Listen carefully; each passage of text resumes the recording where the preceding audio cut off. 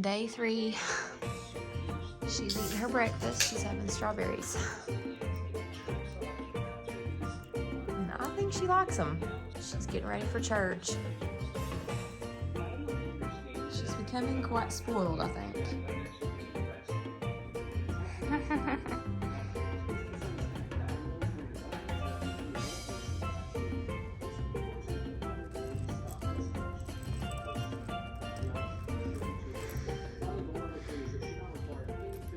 Just for the fact we go to movies all night.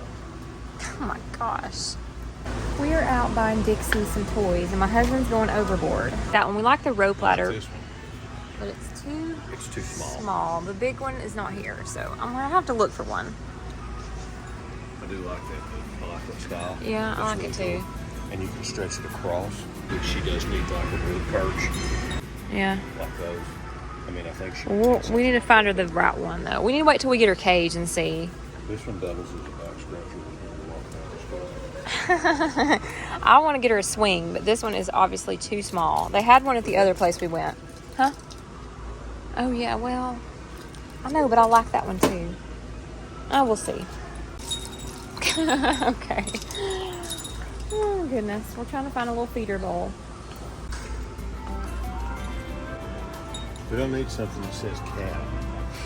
Cat. That is sticky on the bottom. Oh, gosh. It's heavy too. She can do it. So we stayed here so long, they're closing. We got to get out of here. They're waiting on us to leave. Day 3. Good morning from Miss Dixie. She's having her strawberry breakfast again today. This is the bowl we got her last night. Good and heavy. She can't knock it over. Sit on the side of it really good. And I tried to walk away, and she followed me. She doesn't know how to be independent. Can you be independent? Can you eat by yourself? Huh? Can you eat by yourself? All right, I'm trying to walk away, but I don't think she's gonna stay because she's got separation anxiety. Oh my goodness. You've got to eat your breakfast. Eat your breakfast. Don't stand in it. Maybe she's done. Are you done? Are you done with your breakfast? Just clean her beak off.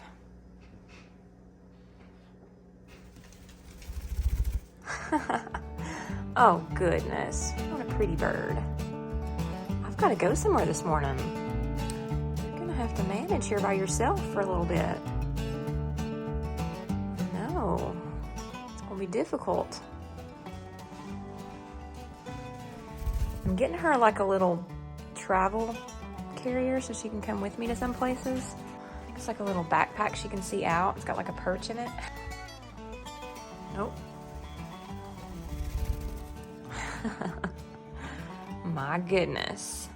All right, guys, so update. It's day 3. She is really getting attached to her human friends. So Joe and Seth are out on the porch and they're working on the railing, and both of the animals are looking out the window. It's hilarious. Every time they walk by, she like talks to them. What are they doing? What are they doing out there? What are they doing? I think her cage has shipped out. I got a notification, so I'm pretty excited about that she's gonna have a bigger space to be whenever she can't be out, like right now because I'm cooking. I don't want her to fly into anything dangerous.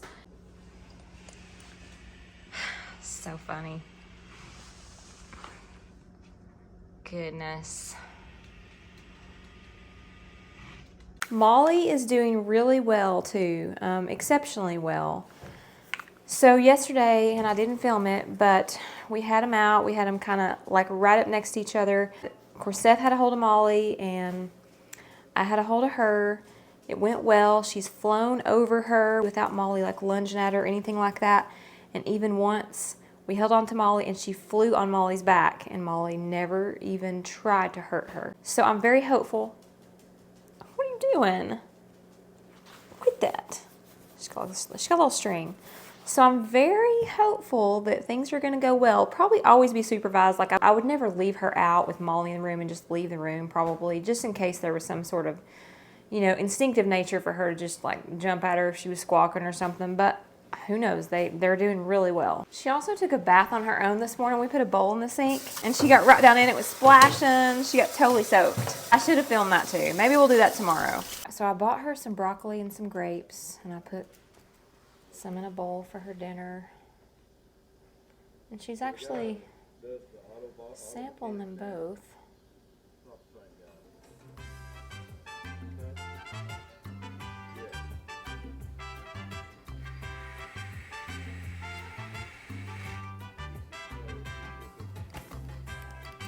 Do you like my overalls? Those buttons are pretty shiny, aren't they? Now, one thing I've noticed about this little travel cage, or whatever you want to call it, it comes with these little wooden perches which keep falling off. They don't stay on very good. Now, this one's pretty tight, and I'm sure we could probably fix that, but I think what I'm going to do, before she gets her other cage tomorrow, I'm going to go ahead and take these down and just put this one in here, because literally these perches keep falling off. And so I keep putting them back. So we're gonna fix this problem here. This one will be really cool in her big cage. I'm really excited to put it in her big cage. And this one is like really bendy. So that is really neat. You can shape it into all kinds of ways, and it just kind of goes between the cage, and these little things spin. And she's on my back. I'm not used to this yet. And then it's got these little caps that just kind of screw on here. It's kind of like a washer and bolt kind of thing. All right, Miss Dixie, let's check it out. She's like, no. Y'all can see her. She doesn't want to get off my back. She's learning how to get right back there where I can't reach her. Clever, isn't she? Look, you've got a new perch. Check it out. Oh. She's getting wise. Look at her. Look at her running from me. Is that cool? That is very cool.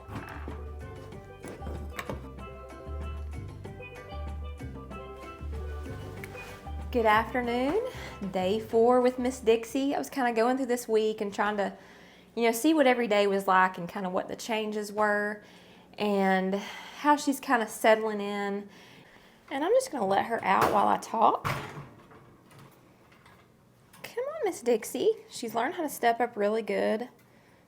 She's like a little acrobat. I'm teaching her to stay on my shoulder, like when I walk around, like being used to like the movements, because at first she was like sliding off and not really holding on really good. So as each day goes, I'm just going to start doing my normal movements so she can stay up here. And a lot of times she would like fly off and land on my shoulder. If I see her land somewhere, I'll go and put her on my shoulder. That way I can walk out and do things in other rooms without having to keep going to get her. And I think really it's helping, because a lot of times when she takes off flying, she'll come right back and land on my shoulder. So this is going to be her room in here. Now we're going to rearrange. I've got a couch in here that probably won't always be here, but for now that's where it's at. So I think we're going to put her cage over here in this corner somewhere, or my husband says by the window so she can see out. But it does have wheels, and we'll be able to move it around. She'll probably like it here just because she can see when we're sitting in the living room. But that is the plan, and I've come to conclusion that after getting a bird that they have lots of little supplies. So I need somewhere to put like her basket of toys, because I'm thinking like rotating toys is going to be a good thing, because when she's bored of something else, we can bring one of the old ones out and put in her cage. So I'm going to need an area of like just baskets full of her stuff. So she's got all kinds of little things that I'm going to have, and probably a lot more things that I don't have. Actually, I got to go to the pet store tomorrow and take a couple things back that I bought that I really did not like. I bought her this little feeder that has like just a little trough of water, and it leaked out every time I tried to fill it up, so that was kind of a bust. And I've ordered her like a little backpack I think would be really cool. So I like to walk in the evenings or in the early morning hours, especially right now when it's hot, and I like to put her in it and take her out when I walk and let her see things. And then maybe to like some stores that allow pets, I'm going to take her. So I think that's going to be really fun and cute as well. Get her used to like different surroundings. So that is my plan for that, this room right here. I'm doing YouTube now for like a couple years. I do a lot of gardening. I have a greenhouse, which I think she would absolutely love it. But I'm a little concerned about taking her to the greenhouse right now because she's fully flighted, and I'm afraid that she might like run into the glass. So I think I'll introduce her down there in her cage, and we'll take her down there one day and I'll show you guys my greenhouse. I have all kinds of plants, and of course there are probably some plants that aren't safe for her. So that I'll have to like watch. It'll probably have to be supervised, maybe when she's more used to staying on my shoulder. After she's kind of settled in here for a little while, we'll try that. But anyways, yes, I love plants. I love flowers. I love growing things. I have raised chickens for years. So for like a decade or more, I was like a chicken breeder. I had silkies, and I did that for a long time. I had a really big cabinet incubator, so I've hatched lots and lots and lots and lots of baby chicks and raised up all kinds of silkies and Cochin Bantams. So I know a lot about birds. My basement used to be like a big brooder area. We had all kinds of chicks going on under there. I sold them to a lot of people over the years, and they were very spoiled little chickens. If you guys don't know about silkies, they're like pets. A lot of people actually kept them in their house. So I learned a lot about birds and their nutrition, just their personalities, how to hatch, how to raise chicks, and just breeding, just all that sort of stuff. I learned tons of stuff that way, and I've always loved birds. And over time, I kind of got out of doing that, and I just have them now for pets, not for breeding. So actually about 24 years ago, when my husband and I got married, and we actually dated 4 years before that, so 28 years ago, I had a lovebird, and her name was Scooter. She was a sweet little bird. She was actually kind of a one-owner bird. She didn't really fool with anybody else but me, so I knew I really wanted to socialize her with everybody so she wouldn't be like that. Hopefully she will be bonded to everybody, and I've also taken her next door because my mother and father-in-law lived there, and we've introduced her to several people and my husband's sister and their kids, and she did really well. My mom and dad also used to have an African gray, and that was, like I said, about 28 years ago or more. So those are the two birds outside of her that are parrots that I did experience having in my house. But it's been so long, and I think the lovebird's probably a different personality than her. So we're just starting a new journey with her, and I'm really excited. I feel like I've done quite a bit of research. So our family went to the beach a couple weeks ago, and we went into a pet store. We always do when we go on vacation. And there was a little bird in there. It was a kayik, and my husband fell in love with it.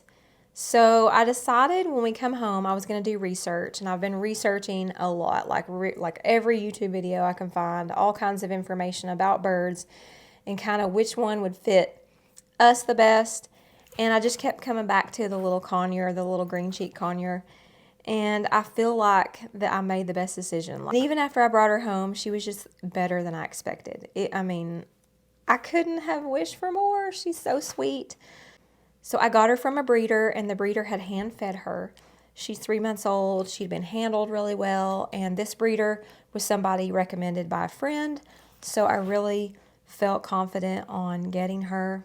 So that's just the beginning of my bird journey story. So I hope you guys have a wonderful and blessed day, and I'll see you guys on the next vlog.